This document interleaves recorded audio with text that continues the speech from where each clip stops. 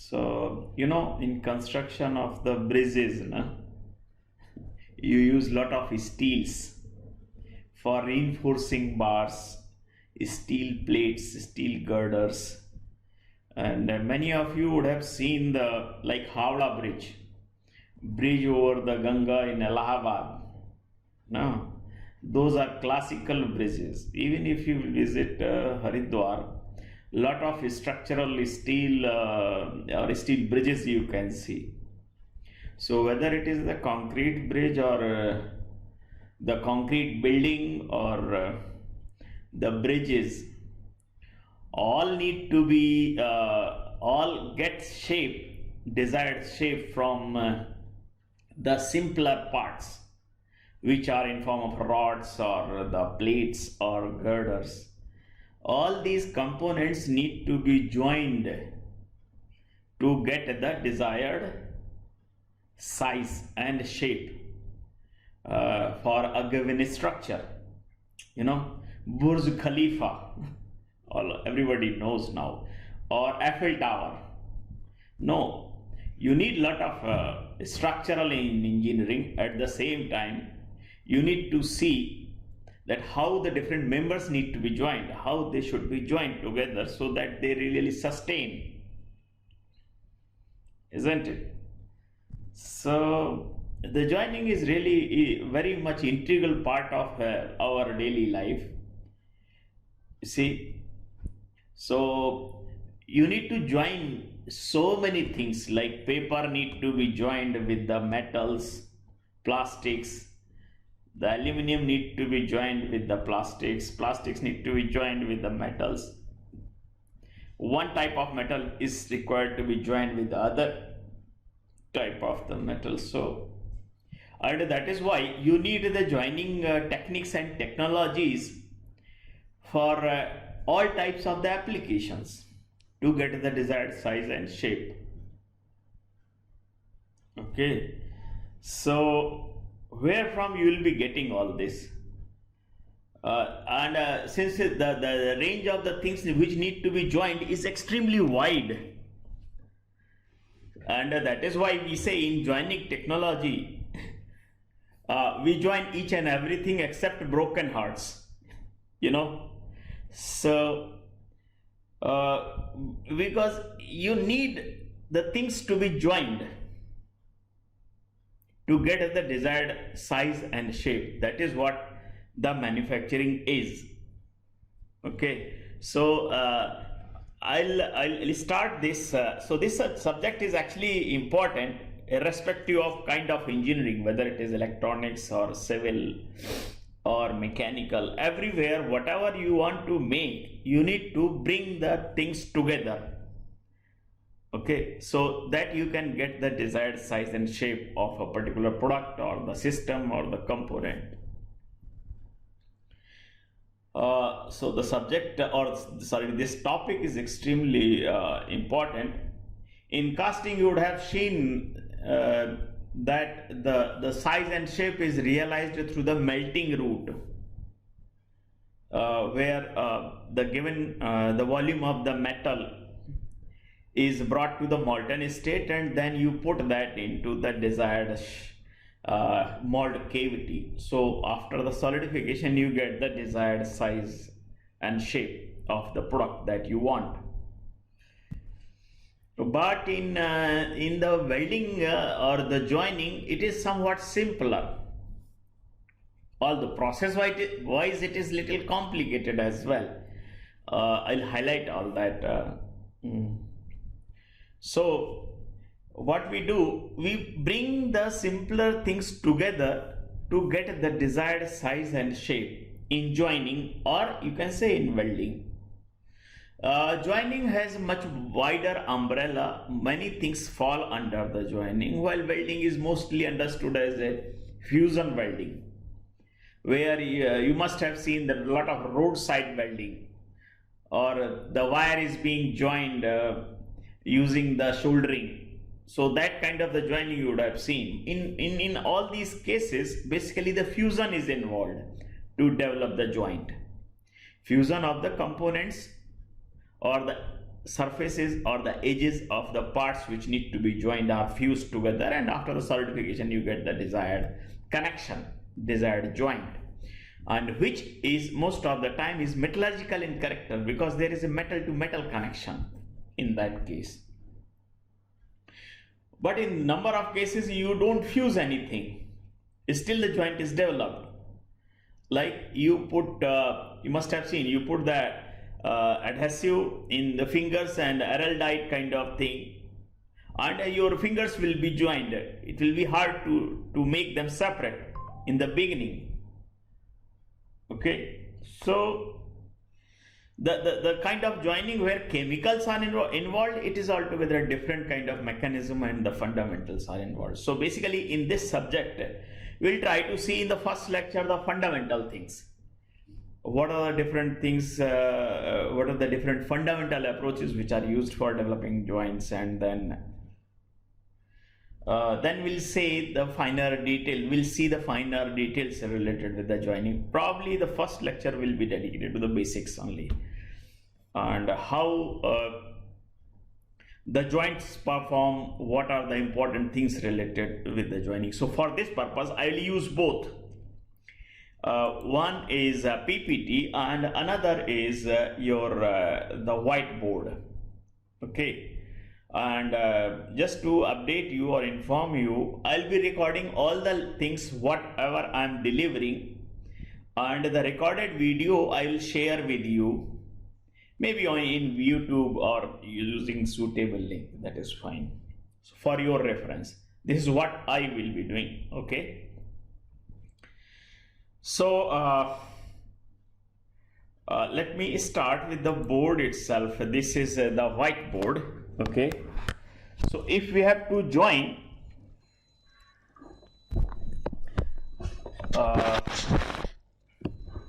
what is the need of joining? If you see here,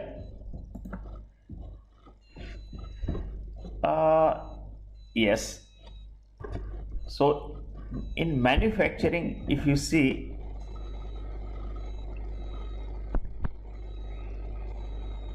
just a minute, let me use suitable pen with the highlighter. Okay,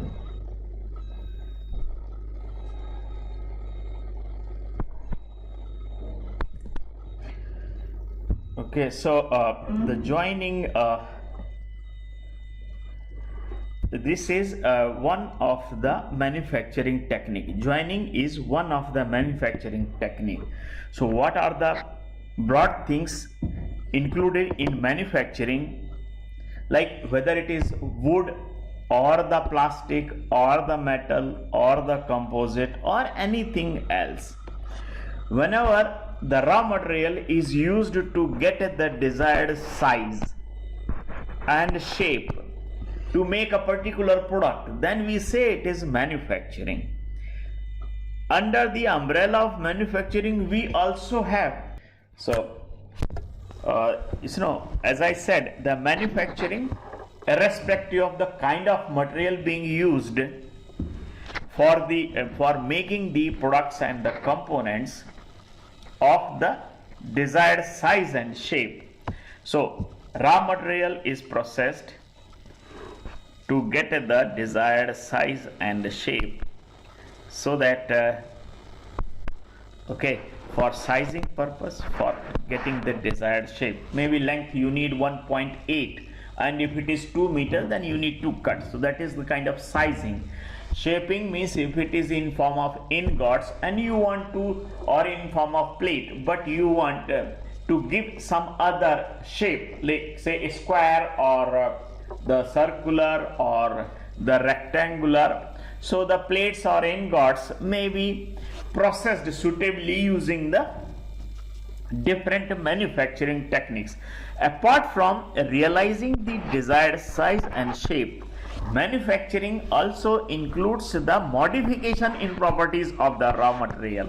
Say the properties of the raw material is this, say 200 MPa yield strength. Okay, and you know that this is not good enough, so you may you may modify the properties little bit on the both sides. You may increase up to 250 or you may bring it down up to the 150 as well, using the suitable treatment techniques. So what we say, whether it is mechanical or the thermal treatment, the properties of the components can be altered. Okay, so whenever this is done, we can say that is also part of manufacturing. There is another thing related with this imparting properties is you need, this is the component, and you need not to change the properties of the base material's core, but the property modification is needed only at the surface. So surface property modification, like in watches, so the surfaces are coated so that you don't get the scratches and the shine is maintained.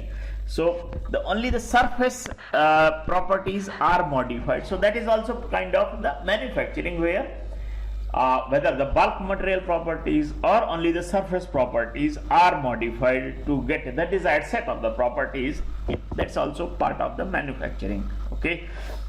In manufacturing, you right from the simple shape to the rods to the complex shapes like the rockets, aircrafts, engines, bicycles, motorcycles, everything, whatever you see around you, that needs to be manufactured, and you will be getting that through one or other manufacturing technique. These are broad techniques, like these are primarily used for metals, but these also for other type of the materials, the different set of the manufacturing processes will be used. Okay, so the casting, forming, machining, and the joining, these are the kind of broad processes. So this is primarily used for low melting point materials. This is the forming is the deformation based approach, wherein you need the low yield strength and the high ductility, so that metal can be deformed easily. Low yield strength and high ductility will facilitate easy shaping through the deformation.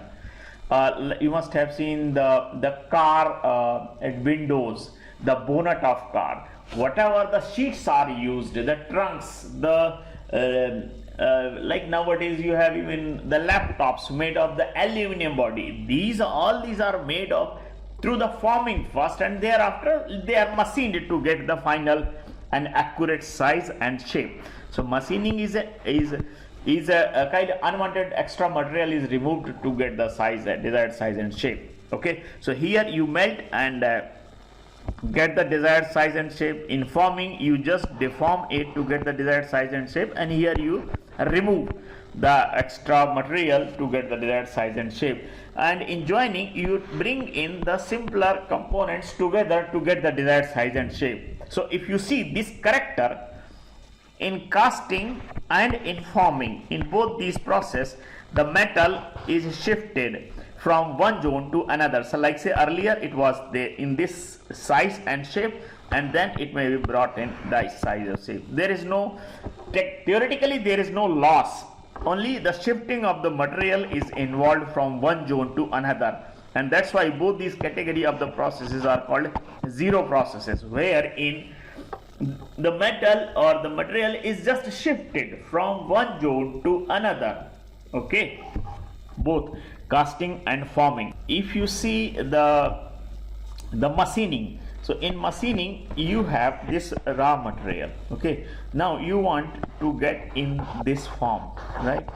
So what you need to remove the material from these two locations. So the removal of the unwanted extra material to get the desired size and shape. Since the removal is involved, that is why it is called a negative process, because from the bulk material, from the ingot, from the raw material is removed to get the desired size and shape. Then we have the joining, wherein the two simple components are brought together like this, and they are joined to get the shape like T through suitable joint. Okay, likewise very simple components are joined together to get the complex shapes through joining. Okay, like a laptop looks simple, mobile device looks simple, but that shape it gets by assembling, by joining number of the fine and small components. Since small parts are brought together to get the desired size and shape, that is why this is called positive process. Involves primarily the addition of the material to get the desired size and shape. So obviously this is just a broad understanding. Manufacturing of very large size like ships, aeroplanes, complex geometries like the gear must have seen gear and the sprockets and the lot of complex the geometrical components are realized through the joining. Like very large gear there is one type of gear called girth gear used in cement industries, having the diameter of 15 meter, width of 1 meter, and that is not made in one go through like casting or forming. The simpler parts of the gear teeth are joined together to get the desired the gear of the desired size and shape. Okay, so how to realize this joining?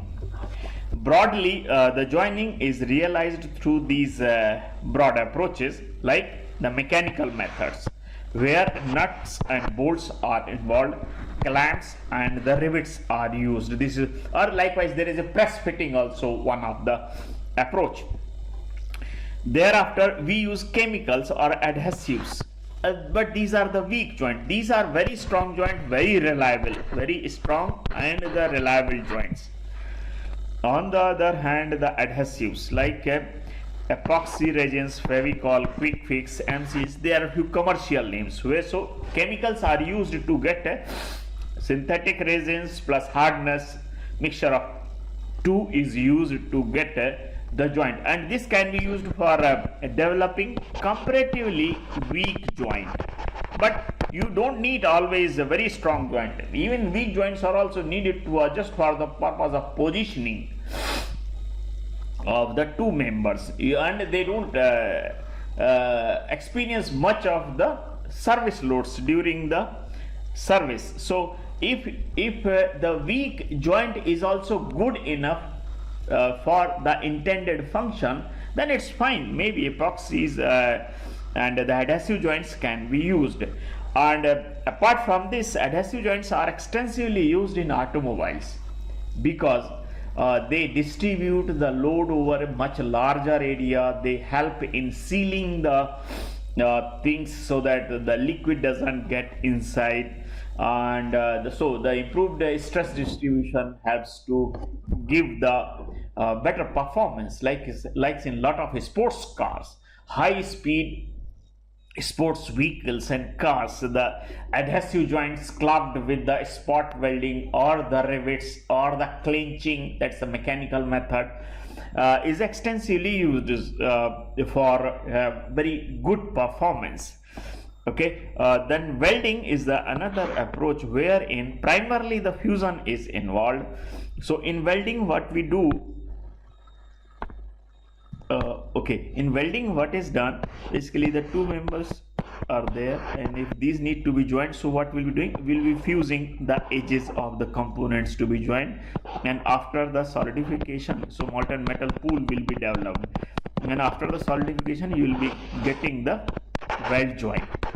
Okay, and here in these cases there is a metallurgical continuity, like whatever metal is there in this side or this side, they will be metallurgically connected through the weld joint in this case in typical welding processes. But there is another category of processes which is used for completely developing the low strength joints, like the one wire is to be joined with the one circuit. So one simple low melting point shoulder will be used just to have the electrical connectivity. You don't need a very strong joint because the joint is needed just to facilitate the flow of current.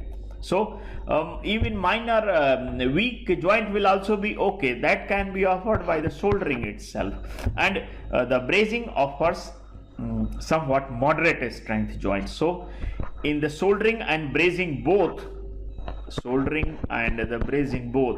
the components being joined remains in the solid state. Only the low melting point filler material is brought to the molten state to develop the joint. So that is why this is called solid and liquid joining process, where the parent materials to be joined remain in solid state, while the filler material is brought to the molten state.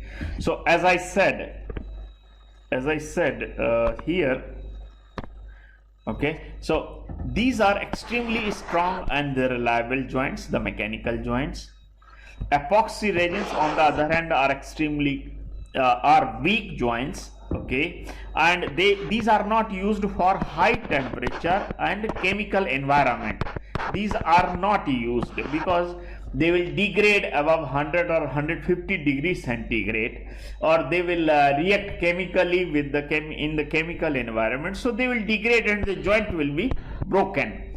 So these are good for normal ambient condition, maybe low stress condition, okay. And on the other hand, the welding offers the strength as good as the parent materials. The brazing and soldering are comparatively low strength joints. Still among these two, the brazing offers the higher strength as compared to the soldering, okay. So each type of the joining approach, whether it is mechanical, welding or the adhesive, offers the unique load carrying capacity, as I have explained. The reliability, so the brazing, soldering and welding are quite reliable, but not as high as that of the nuts, bolts and clamps. So the strength wise good, the welding and the mechanical joining strength wise good. Mechanical joints are much more reliable as compared to the weld joints. On the other hand, the adhesives are of the low strength, and they are certainly good in certain environment, not in all kind of the environment, okay. The compatibility and the service suitability, these are the other factors which need to be considered, and each one offers the unique advantage. Like nuts and bolts, you can use anywhere and everywhere, okay.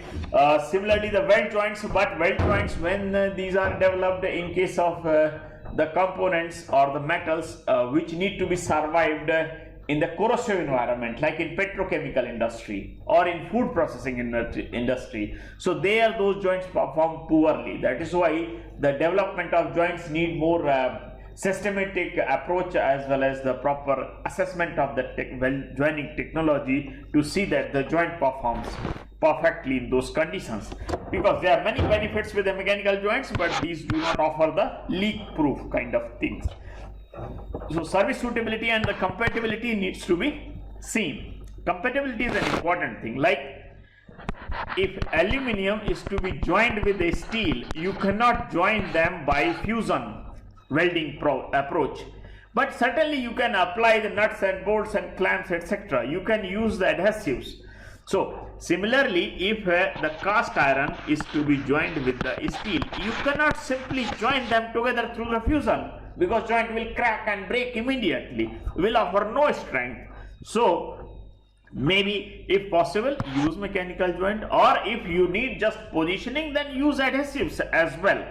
So the compatibility between the parent materials which need to be joined is also important, okay. So this is just the kind of the examples or visual way of showing the different types of the joining approaches. So here the gas mixture is used to generate the flame, and flame generates the heat, and heat is used for fusion of the components need to be joined through the gas welding. Or like the minor joint or comparatively weaker joint is also okay for the functionality, so you use the adhesive, okay, for developing the joint. So this is a fusion welding where the two members are joined, and after the fusion of the edges of the components you get a joint, okay. The spot welding is also another example of the fusion where through the copper electrode welding current is supplied through the electrical resistance heating I square RT. You must have read this in Joule heating.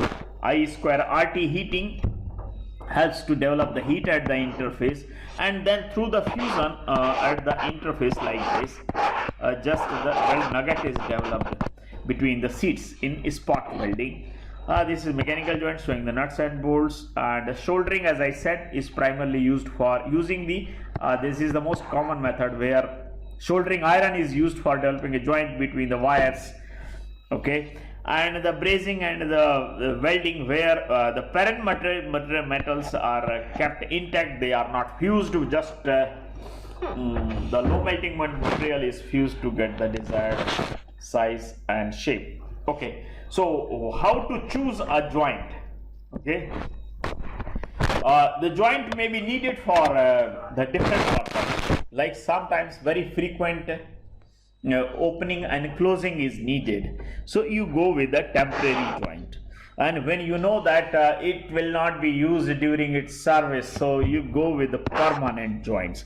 So there are different types of the joining approaches and types of the joints, so depending upon the purpose, you choose the suitable type of the joint. Okay, so the type of joint, as I said, the mechanical joining, welding, adhesive joints, like these are the most broadly categorized the joining approaches. So which one is to be used, that will depend upon if the type of joint which is needed is temporary or permanent. Okay, then the service requirement. Service is like temperature. This is very important. You must have seen that like thermal power plants, okay, like nuclear or coal fired or the gas fired power plants, they need to survive in the range of say 500 to 600 degrees centigrade. The components made of steel need to survive in this temperature range. So the many joints, when they are made inappropriately, improperly, they do not survive under these harsh conditions of high temperature. So these must be developed properly and systematically through the selection of the process as well as the electrodes. Okay, similarly the corrosion, as I said, in petrochemical industry or in food processing industry, a lot of chemicals are involved. So if the joint is sensitive to the corrosion, we must see that the suitable process is used so that the corrosion resistance of the weld joint is good and the base metal corrosion is also not compromised. Reliability, you may do a little compromise with the reliability of the joints if the threat to the life and property is not much. Okay, say you may use the joint in the gate which is being opened, which is being used for means the joint you may use of low reliability joints, means low reliability joints you can use for the fabrication of the gate, which is primarily functioning. The role of the gate is primarily to just open and close, allow the entry or not to allow the entry, like that. Okay, but there is no major threat to the life if the gate fails or the joint in a gate fails. On the other hand, if the joint in a bridge fails, if the joint in a nuclear power plant fails, if a joint in aircraft fails, or if a joint in spacecraft fails, so you know what is the level of the loss of the life as well as the property. So those joints which are wherein the life and the property loss is involved, or that is at the stake, so those must be highly reliable. So depending upon the reliability you choose and the suitable type of the joint. I have already given you the example of metallurgical compatibility. Like certain processes are good for incompatible processes, like the brazing and soldering, where there is no melting of the component, base metal A, base metal B, these two can be easily joined through the brazing and soldering, but certainly not by the fusion welding, where the edges need to be brought into the molten state. Still, you can use other solid state joining processes. You can easily use the adhesive joining if it is fine. Even you can use the mechanical methods like rivets, bolts, etc., nuts and bolts. Then we have the another important technical factor which must be considered while choosing the joint is the nature of loading, static loading and the dynamic loading. You know, the joints which is less reliable, which is weak, will certainly not perform good under the impact and the fatigue conditions. What is the impact? The load is acting suddenly, it is just like a jerk, and the fatigue where the load is fluctuating as a function of time. So you need much better and properly designed weld joint, okay, offering the lesser stress concentration. For example, the butt joint like this will offer you much better the fatigue and the impact resistance as compared to the joint which is fillet type, like this T joint made using the fillet. Okay, the metal systems need to be joined, certainly need to be considered, like the aluminium, titanium, means most of the non-ferrous metals, magnesium, they create a lot of difficulty in joining. So the process must be selected in such a way that a sound weld joint is developed as compared to the cast iron and steels. These can be comparatively easily joined.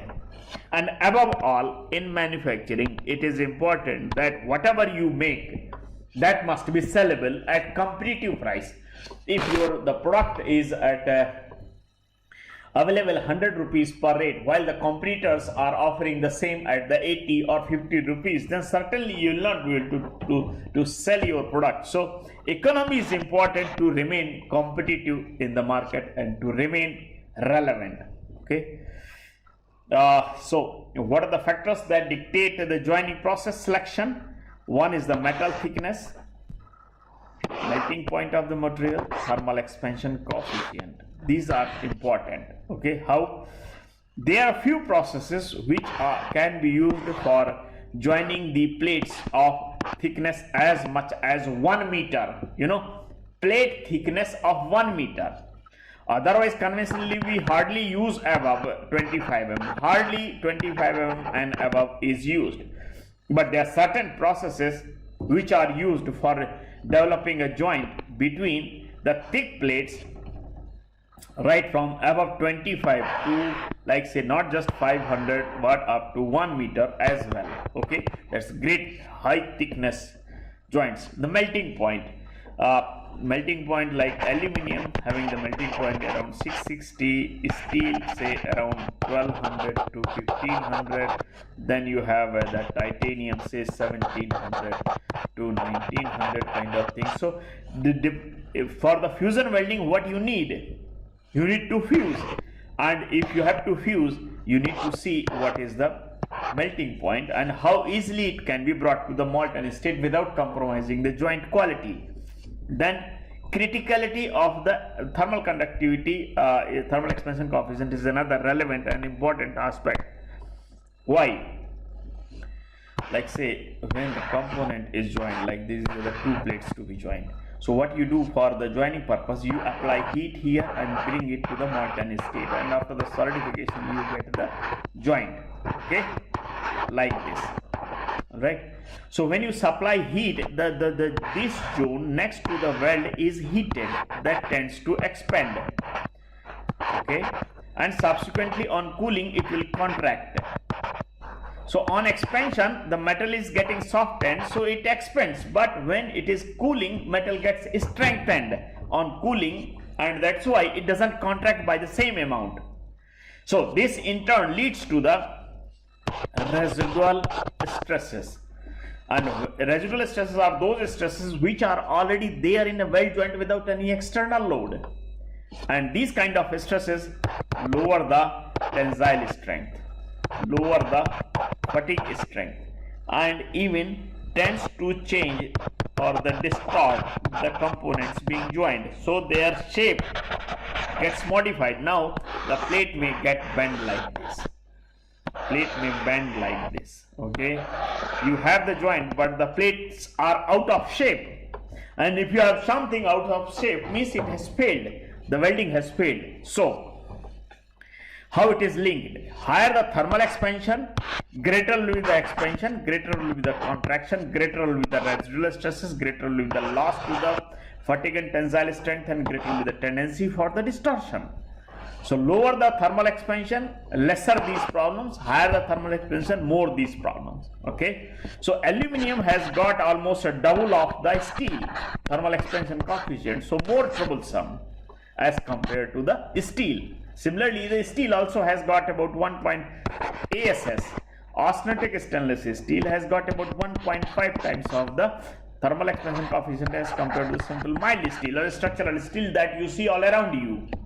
And austenitic stainless steel, just for example, all the utensils or the kitchen utensils are made of the austenitic stainless steel primarily. They offer the higher expansion coefficient as compared to simpler mild steel. Okay. What is at the stake with regard to the life and the property?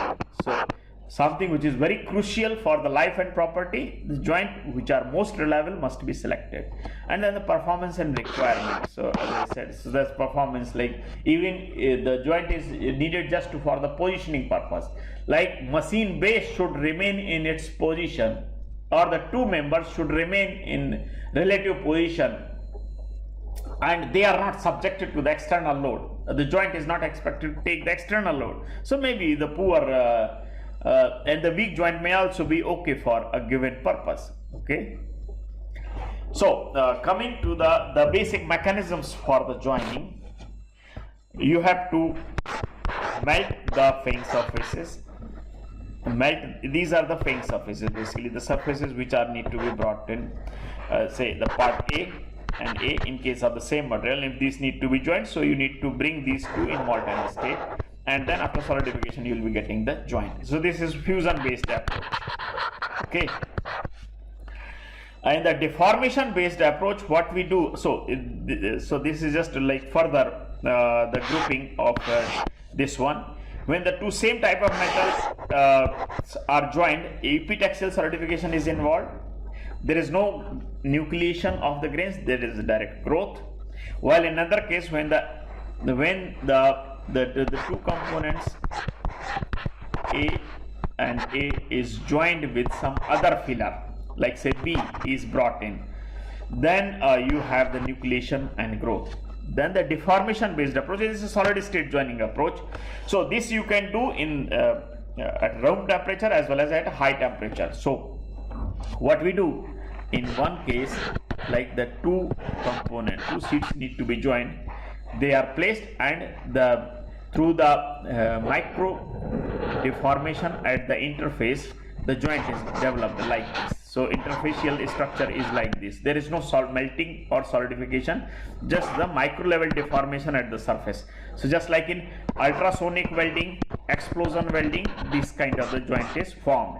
There is another example of the solid state joining wherein like the two components need to be joined, so we use the bulk deformation. So the material from one side is transported to the another side, and one side to another, like this. So material from the left to the right and the right to the left is transported. So metallurgical continuity between the two is developed, and this is facilitated through the friction based approach. And one of the most commonly used process for this is friction stir welding, FSW. Okay. So and this can be done without applying an external heat, or this can be done also using the external heat, just to soften the metal so that the metal flows or deforms easily. I have already given you the example of the mixed solid and mixed the joining approach, where both the solid and the molten state materials are used. Like the metal A is joined with the metal B, both remain in solid state, and the third material in form of brazing or the soldering is brought to the molten state, and the joint is developed. That's why this is called the mixed or solid or liquid joining. There is one more interesting type of the joining that is primarily used for the difficult to fuse weld metals. Like say, if A cannot be joined together with the B two different metals through the fusion or deformation based approach, then what we do, we just smooth polish the edges, okay, like this, and bring them together, put them in firm contact with each other under pressure at high temperature. This assembly is placed at a high temperature of about say 0.5 to 0.6 times of its melting point in Kelvin, and this is done in vacuum basically, so that the diffusion of element, so when the two metals are formed in contact with each other, diffusion of elements from one side to another takes place, and at the interface joint is formed. So basically the diffusion of atoms from one side to another is involved in development of joint using this approach. There are a number of approaches which are used to accelerate this process. So that's what we can say, the process accelerators. We can use ultrasonic vibration, pressure pulsation, or we can also use the interlayers. Okay. So this is a broad category I have already said: chemical joining, mechanical joining, and the welding. Okay. So the different welding processes can be classified. How to define it? A welding process or joining process is one which can be realized with or without use of heat. It can use pressure or no without use of. So the welding process is the process which can be used to develop a joint with or without heat, with or without pressure, with or without filler. So there are various possibilities. You may develop a joint without any pressure, you may develop the joint without any heat, you may develop a joint without any filler as well. So this is one thing. Okay, and why do we need the classification of the weld? Whenever there are say more than tens of or even hundreds of the joining processes nowadays. So but each of the joining process involves, or it is based on the different principle. So whenever the processes, when you have a lot of processes, if they are grouped in the different families or in the different categories, you can understand, you can relate their character very easily. So the processes, whenever they are classified, it helps to understand easily based on their similarity or dissimilarity. So few are just solid state joining processes, few are just mechanical processes, few are just fusion based processes, few are chemical based processes. We will just use adhesive joining. So it is easy to understand the kind of group the particular process belongs to when we do this kind of grouping or classification. When newer processes are developed by clubbing or bringing in one or more processes together, then it helps in naming the newer processes. So nomenclature of the newer processes whenever these are developed, and then for easy communication and organization of the processes. So this is the classification of the joining processes. Broad grouping, like the joining at the atomic level, that's what I said as a metallurgical bonding, and at mechanical level where the mechanical bonding is involved, the two components are brought together. So when temporary joint with the help of nuts and bolts and screws, permanent or semi-permanent joints like the rivets, stitches, staples, and shrink fits. So these are the permanent or semi-permanent joint. You need to cut actually the joint to separate the component. Then atomic bonding or the metallurgical bonding is realized through three approaches. One where solid state, just the things are deformed plastically to get the desired joint, like cold welding, friction welding, diffusion bonding, and the forge welding. In these cases, except this, where the diffusion is primarily involved, in other processes the deformation is involved for development of joint. Okay, and in the liquid based process where fusion is realized, you can use the heat being generated through the electrical application, use of electricity, or heat is being generated through the chemical reactions. In both the cases, for fusion welding, you need to fuse the parent materials, and that heat for fusion can come from the electricity or through the chemical reactions. Okay, so in electricity it can be used to develop the heat through the arc, it can be used to develop the heat through the induction, or it can be used to develop the heat through the resistance heating. Okay, in chemical there is a gas welding where the oxygen and acetylene most commonly, or LPG kind of thing, or hydrogen mixture is used for developing the heat, and thermite welding where the mixture of alumina and the iron oxide and MgO, this kind of the mixture is used for chemical reactions to generate the heat through the exothermic chemical reactions, and that heat is used for the melting purpose. So if you see the cold welding where there is no external heat, so primarily pressure welding, ultrasonic welding and explosive welding. In these welding processes, basically in these two, the micro level deformation is involved at the interface, like this, just the interface, and here just like 1 or 2 micrometer interfacial deformation takes place. Otherwise in bulk might deformation processes, like in force welding, like 1 mm or 10 mm this side, 10 mm this side, both the sides the material may get deformed to develop the joint. Okay, in the joining, as I said, in the fusion based joining or even in deformation based, some external heat is applied. This heat for joining can be applied for the different purposes. Whenever heat during the welding is applied, it can be used for different purposes. Like application of heat helps to clean the base materials through the vaporization of the moisture if it is present at the surface, or through the decomposition of the oxides. Oxides that will remain as it is, base metal will expand, so it will break, it will fracture, so breaking of oxides. So that's how the cleaning is facilitated. So just like the main purpose of applying the heat in fusion welding, melting the fin surface, so melting the edges of the plates to be brought in. In solid state joining, heat is applied for facilitating the deformation by lowering the yield strength and improving the ductility. Okay, so lowering the yield strength and improving the ductility facilitates the interfacial or the bulk deformation of the material in the solid state joining processes. And as I said, the diffusion based processes in solid state joining, one of the solid state joining processes is the diffusion bonding, wherein the diffusion across the interface takes place. So the diffusion is a temperature and time dependent phenomena.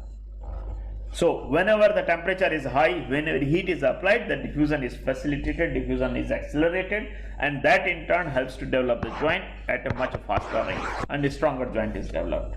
Okay, so these are the 4 purposes for which the heat application in joining are realized. Okay, then the pressure. What is the role of pressure in joining?